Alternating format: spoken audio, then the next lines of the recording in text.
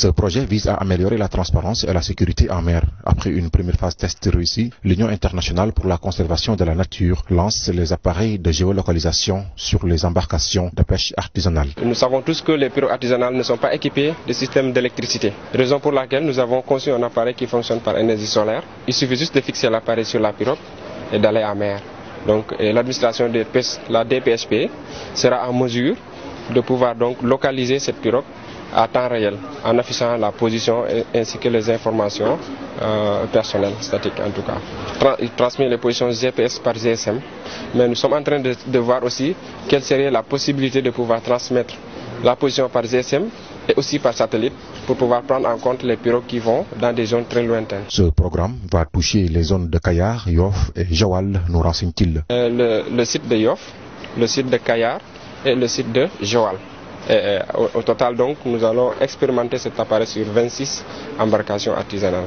Selon les pêcheurs de Yoff, le projet vient à son heure car ces appareils de géolocalisation vont renforcer leur sécurité en mer. Appareil yi nga xamanteni walu géolocalisation bo xasse ba monter ko sa appareil dina la permettre bu mol rérété nga xam fan nga kay séti jé.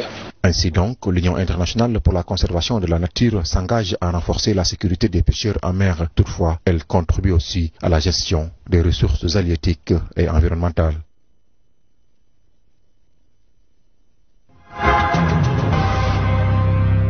Vient à son heure, donc au niveau de Yoff. Parce qu'à tout moment, les pêcheurs avaient des problèmes. Parfois, il y avait des incidents ou accidents au niveau de la mer et que les gens avaient des difficultés pour localiser donc le pêcheur.